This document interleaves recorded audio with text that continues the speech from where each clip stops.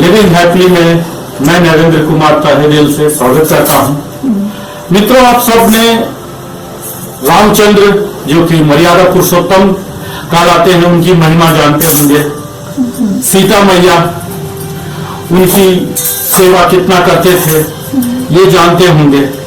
लक्ष्मण जी जो राम जी के छोटे भाई थे, वो एक भक्त थे, उनके बारे में जानते होंगे। हनुमान जी थे, वो राम और सीता दोनों को अपने दिल में बसा कर रखते थे। ये सब कुछ आप जानते होंगे। उसी रामायण के एक भाग, पौराणिक कथा आज मैं सुनाने जा रहा हूं, जिससे हर नारी प्रेरित होगी उस पतिव्रता धर्म के लिए, उसे मानने के लिए। आप सबको मालूम होगा लक्ष्मण की पत्नी का नाम उर्मिला था। ये वाकया उस समय का है जब भगवान राम को वनवास जाना तय हो गया था। सीता माता भी जा रही थी और सभी लोगों से अनुमति लेकर लक्ष्मण का भी जाना तय हो गया था। लक्ष्मण बड़े दुविधा में थे कि कैसे यह सूचना, आज्ञा कैसे लिया जाए अपनी पत्नी से। सबों से तो ले लिए थे। बड़े ही संदेह की अवस्था में लक्ष्मण अपने घर में अपने पत्नी उर्मिला के पास पहुंचने ही वाले थे।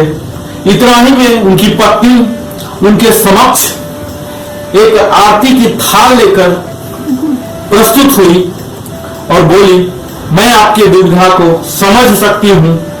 आप यही समझ रहे हैं कि अगर मैं चुपचाप चला जाऊं तो ये रोते रोते आजीवन मर जाएगी, और अगर मैं बगैर सूचित किए हुए या बगैर आज्ञा के चला जाऊं तो ये मुझे उत्तम पति नहीं मानेगी।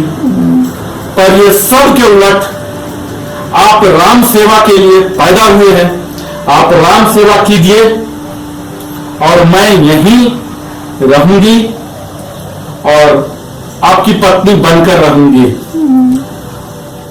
लक्ष्मण का इस तरह से स्वागत उर्मिला के द्वारा किया जाना बड़ा ही आश्चर्यजनक एक घटना थी लक्ष्मण के लिए भी। ये सब हुआ, सारे लोग चले गए। फिर उस 14 वर्ष के वनवास के दौरान मित्रों, आप सबों को मालूम होगा कि जब हनुमान संजीवनी बूटी को लेकर उस पर्वत को हाथ में लेकर आ रहे थे, तो भरत के तीर से लगकर वो अयोध्या में गिर पड़े थे। और तब आकर उन्होंने सबों से कहानी सुनाई राम जी के बारे में कि सीता मैया का अपहरण रावण ने कर लिया है और लक्ष्मण को शक्ति लग गया है मेघनाथ के द्वारा। यह सब जान रहे हैं। कौशल्या ने हनुमान को आदेश दिए कि बता देना, राम जब भी यहां वापस आए लक्ष्मण के साथ ही आए। माता सुमित्रा बोल रही थी, नहीं, ऐसी कोई बात नहीं है, राम खुद आए, अच्छा से आ जाए, बाकी सब ठीक हो जाएगा। सब बेचैन थे यह खबर सुनकर कि सीता का अपहरण हो गया, लक्ष्मण मूर्छित हो गए, शक्ति लग गया। पर इन सबों के बीच में उर्मिला बड़े ही प्रसन्न चित्त थे। हनुमान जी को यह देखकर बड़ा ही आश्चर्य हो रहा था कि यह कैसी पत्नी है, इसका पति मूर्छित हो गया है और यह फिर भी प्रसन्नचित मुद्रा में है। हनुमान जी से रहा नहीं गया और उन्होंने उर्मिला से पूछ दिया, माते, क्या आप प्रसन्नता का कारण बता सकती हैं? फिर उर्मिला बताई, लक्ष्मण का जन्म ही हुआ है राम सेवा के लिए, और आप यहां आराम कीजिए, जब तक आराम करना है तब तक आराम कीजिए। हनुमान जी बोले कि नहीं, सूर्योदय से पहले मुझे पहुंचना है। उर्मिला बोली, मुझे सब मालूम है, जब तक आप पहुंचेंगे नहीं तब तक सूर्योदय नहीं होगा, क्योंकि सूर्य में इतना क्षमता नहीं है कि वो सूर्योदय हो सके। और हमारे पति लक्ष्मण साक्षात भगवान श्री राम के गोद में सो रहे हैं, और जो आदमी भगवान राम के गोद में सो रहा हो उसे काल कभी स्पर्श नहीं कर सकता। यह सब सुनकर हनुमान जी को बड़ा ताज्जुब हुआ। बोले नहीं, ये तो मूर्छित हो गए।